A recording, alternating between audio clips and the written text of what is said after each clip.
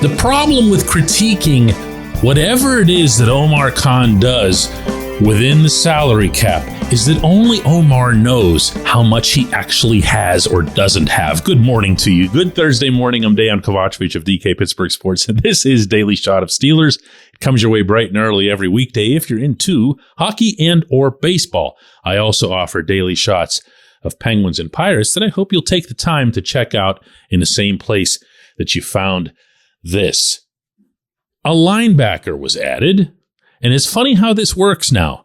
I bring up a subject on that day's show, and within a few hours, something really significant happens as a result. We've now had 3 of those days in a row, Monday, Tuesday, and Wednesday. Monday, I asked what was going on with Cam Sutton. Lunchtime. Cam's gone. Tuesday, I wonder what, if anything, might come of the offensive line, or if this team is really exactly that settled, or if they're going to wait for the draft, and boom, Nate Herbig comes along. And yesterday, not to be outdone, the actual title of the episode was What About Linebacker? And what do you know? Along came Cole Holcomb from Washington on a 3-year contract. A player that's seen by most observers as an upgrade over Robert Spillane, who'd been lost. But the idea that he's going to be the starter remains to be seen, though we're likely to learn a lot more as the Steelers have called a press conference for this afternoon to introduce all of their newly signed free agents. So those guys certainly have been told what their expectations are and what their roster outlook is for this coming season. And that'll be interesting to hear, but it's not likely going to answer a couple of things that I'm going to bring up on today's show. Number one, is this it? And while that sounds like a denigrating remark about the players who've been either signed or retained yet, and I should be mentioning as well the retention of Larry Ogunjobi, DeMonte Casey, I don't believe that anyone's going to take this group that's been amassed over these first few days of the week excessively seriously as some sort of excellent free agency haul, unless there's more fortification to the defensive line, unless there's some kind of splash at some position. And I know that's not fair. GMs should not be judged by their ability to produce splash. They're not in the entertainment business, and what any of us, thinks about signings or how much they get us excited doesn't matter nearly as much as how the team fares in terms of wins and losses. What can you expect at Point Park University in downtown Pittsburgh? Respect, rigor, relevance. That's the Point Park Pledge. You'll be treated with respect while being challenged and supported academically to graduate with career-ready, relevant skills. Visit pointpark.edu to learn more. But the inside linebacker position, and I'm not going to go back on this now, really kind of needed some pizzazz. Between Miles Jack, Devin Bush, and Spillane, you had almost none. They didn't get to the backfield. They didn't force fumbles. They didn't get interceptions. They didn't have passes defensed. They, especially Jack, were solid at certain things, and they were able to wrap and tackle and so forth. But in the modern NFL, your defense needs an inside linebacker who can do some things. Kind of like, the one they've been trying to replace for half a decade now. Holcomb, for all the positives that dot his resume, and there are a lot of them, he is an athlete.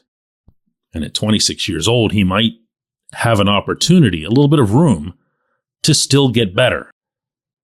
But when I think of things that could have made that defense, and maybe still could make that defense something that's special, something that takes the foundation of TJ Watt, Minkah Fitzpatrick, and Cam Hayward and augments it and makes it dangerous on multiple levels, I really feel like that needed to happen there. Now, could it still? Sure. Need I remind anyone that there are 3 picks in the top 50 in the coming draft, 17, 32, and 49.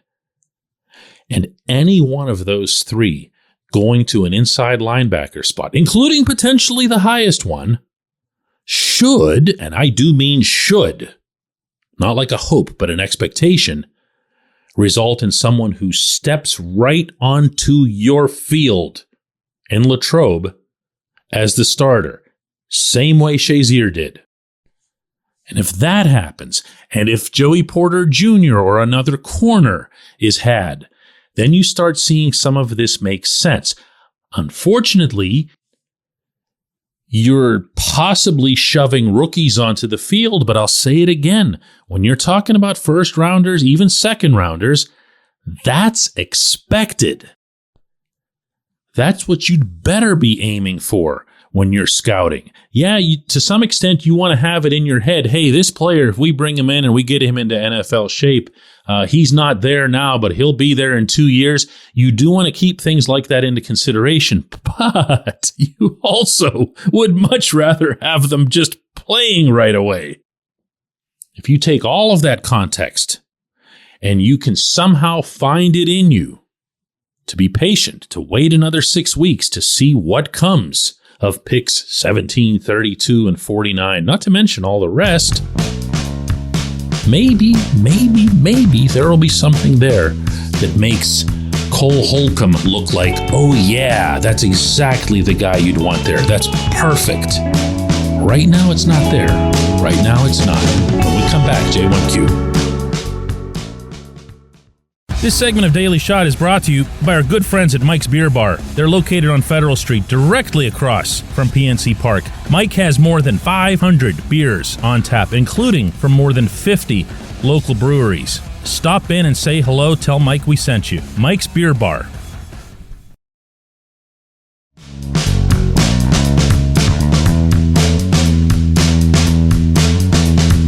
Today's J1Q comes from Doug, who asks, the old bromide was that the Steelers don't dabble in free agency because they want to draft their type of players. But the last couple of years, with money freed up from Ben Roethlisberger's contract and other things, they've been spending like sailors on leave. So was the old bromide ever true, or were they just too strapped to spend?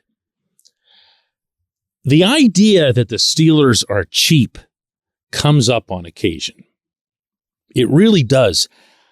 I can't begin to understand how, unless it was spending on coordinators or not even assistant coaches, because they're all paid about the same across all 32 teams. Coordinators can have a pretty big gap in there. So other than an offensive coordinator and a defensive coordinator, no one is ever going to be able to make an argument that the Steelers are cheap.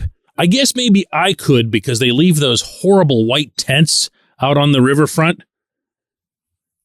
Just, build something there. Put something there, or just take those horrible tents down. They're such an eyesore. You know what I'm talking about. The ones on the river's front there, as you get past the little bridge there. They used to be Myron Cope's Cabana or whatever. Just filthy white. Anyway, that's cheap. But if you want to talk about cheap, and you didn't, Doug, so I'm not going at you here. If you want to talk about cheap as it relates to players, how? There's a salary cap. They spend up to the cap almost every year.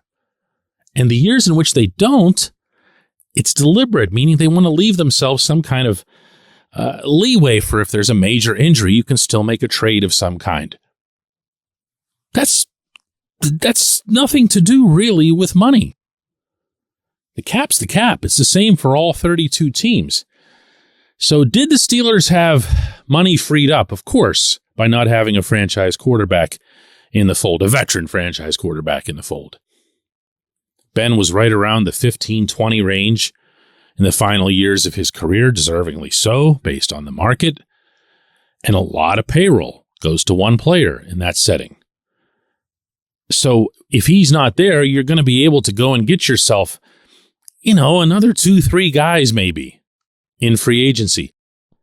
That's it. That's why they were able to go out and get James Daniels and Mason Cole just like that when free agency opened last year. That's how they've been able to make a couple of signings this year, including keeping Larry Ogunjobi. But I got to tell you, I don't think they're spending, how did you put it, like sailors on leave? Because if they were, they'd be doing it irresponsibly within the cap.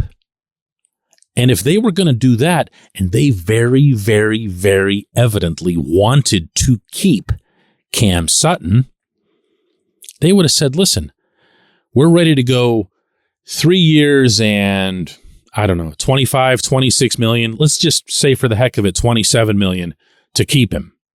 Most of the projections were 3 and 25. Cam ends up getting 3 and 33. So your difference is, in terms of average hit on a cap, is the 11 million that Cam is getting now versus the 8 or 9 that he'd have gotten from the Steelers. They could have done that. They could have done that. You can always find under the pillow another $1 million or $2 million, or you can go and restructure people. So if you were going to accuse the Steelers of any sort of behavior as it relates to spending on that front alone, I would accuse them of having undercut Sutton when they didn't need to, and then in haste and in a reactionary mode, go out and get Patrick Peterson.